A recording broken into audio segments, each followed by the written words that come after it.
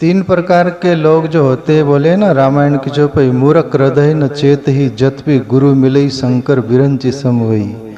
मूर्ख हृदय का कोई भी जीव होगा, फिर वो स्त्री हो, पुरुष हो, बूढ़ा हो, बच्चे हो, चिल्ड हो, ओल्ड हो, मैन हो, वुमेन हो, कोई भी हो, यदि मूर्ख हृदय का रहेगा, हृदय तो साफ सुथरा है पर हृदय पर मूर्खता की छाप धूल गिरी, उसको बोलते हैं मूर्ख। उसको ब्रह्मा विष्णु महेश ऐसे भी गुरु मिल गए तो वो सुधरने वाला नहीं। रावण भी सुधरा नहीं। रावण के नाना ने की किसने कही थी ये बात? रावण के प्रति रावण मानने को तैयार नहीं। रावण लंका का नाश हो जाएगा, तेरा भी हो जाएगा। पर मूर्ख व्यक्ति खुद का भी नाश हो जाए, सर्वनाश हो जाए तो वो फिक्र नहीं करता। इसलिए बोला गया मूर्ख हृदय न चेत ही, मूर्ख कभी चेतता नहीं और विनाश के कगार पर पहुंच जाता है। तो प्यारे मित्रों, जिंदगी में मूर्खता किसके अंदर रहती? भरपूर अहंकारी व्यक्ति के अंदर।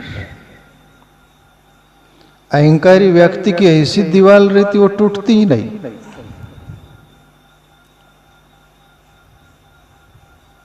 वो खुद टूट जाता है। एक मूर्ख व्यक्ति नहीं सुधरता। इसलिए प्रभु श्री कृष्ण से पूछा गया, प्रभु यदि मूर्खों से पाला पड़े तो क्या वहां दवाई है, रास्ता क्या है? प्रभु श्री कृष्ण बोले, अर्जुन वहां एक ही दवाई औषधि है, मौन। मूर्खों को तुम ज्ञान नहीं दे सकते, उसको समझ दोगे तो भी समझ ले नहीं सकते। मूर्ख समझ ही नहीं सकते, समझ कर भी समझेंगे नहीं। इसलिए बोला गया मूर्ख हृदय न चेत ही जत भी गुरु मिले शंकर ब्रंची समोई।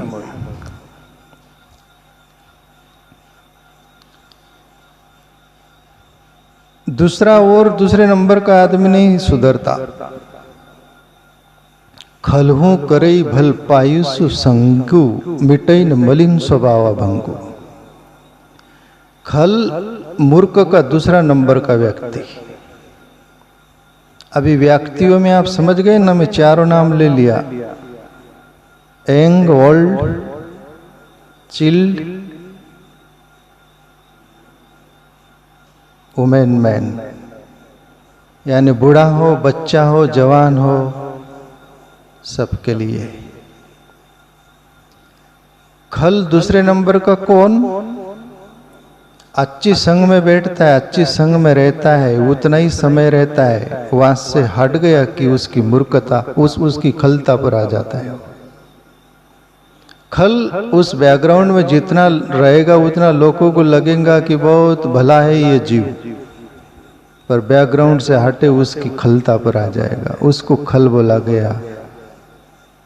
उसके लिए भी बोला गया खल व्यक्ति भी सुधरने की कोई संभावना नहीं। वहां तुम गुड़गे टेक दो, हाथ टेक दो, कोई फर्क नहीं। पर एक व्यक्ति की सुधरने की संभावना और समझने की और बनने की राज बोला गया। सठ सुधरई सत्संगत पाई पारस परस कुदात्सो। ये रामायण की चौपाई है। सठ किसको बोला? जो कोई नहीं जानता, कुछ नहीं जानता, सीधा और सरल है। जैसे मिट्टी होती, कच्ची मिट्टी, उसका गारा बना लो, लोच आ जाता है। मूर्ति बनाओ, दिया बनाओ, कुछ भी बनाओ, बनने को वो तैयार। कुछ बोलती वो मिट्टी, उसमें लोच आ जाता है। और वही मिट्टी का ईंट बन गई, उसको बनाओ, गारा बनेगी, उसका कुछ बनने की संभावना। ऐसे ही खल और मूर्ख व्यक्ति की जीवनी होती है। तो जीवन में खलता को छोड़े, अच्छी संग मिली है तो मूर्खता को छोड़े, सट यानी सीधा सरल हो जाए। पत्थर सट हो जाता है, कुछ बोलता नहीं, हथौड़े छीनी पड़ती है और मूर्ति बनता है और पूजाता है। एक जड़ पत्थर को राज आ गया, पर अपन ना समझ लोगों को राज नहीं आया। एक पत्थर समझ गया कि राज क्या होता है मूर्ति बनने का, कि कुछ न बोलना, घड़ाना। मनुष्य बीच में उंगली करता है, टांग अड़ाता है, इसलिए कुछ नहीं बनता, वो कुच्चर दाना रह जाता है। खाओ तो भी वही निकलेगा, कुकर में डालो तो भी वही निकलेगा, गड़ाओ तो अंकुरित नहीं होगा। उसका नाम है कुच्चर दाना। मैं कुच्चर बोलता हूं, आप क्या बोलते हो उसको? कड़वा दाना। ऐसे दाने की तरह होते हैं दो लोग। तो प्यारे मित्रों, सीधे सरल होकर जिंदगी जीना और सीधा सज्जन आदमी की पहचान है, उसमें अकड़ पकड़ वो नहीं रह जाती, उसमें सूझबूझ रहती है। नहीं समझ में आता, मौन रह जाएगा।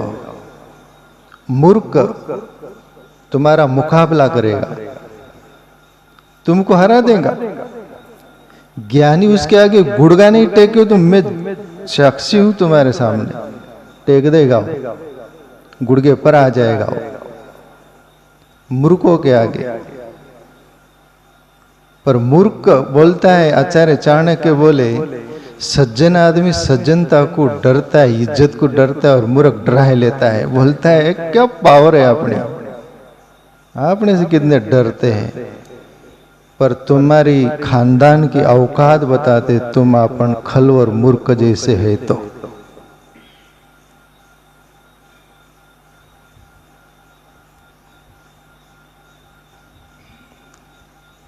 कुछ मूर्ति जैसा बनना है, कुछ होना है, तो अच्छी संग करो। अच्छी संग करने के बाद भी उसको हृदयस्थ करो, उसको जीने का सीखो, जीवन में उतारो।